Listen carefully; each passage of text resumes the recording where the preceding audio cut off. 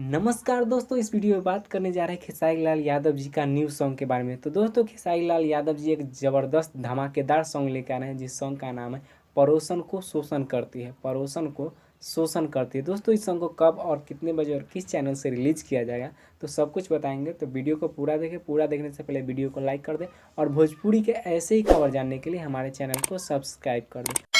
दोस्तों, इस सॉन्ग को 19 अप्रैल सुबह के 6:15 में नीलकंठ फिल्म यूट्यूब चैनल से रिलीज़ किया जाएगा। 19 अप्रैल सुबह के 6:15 में।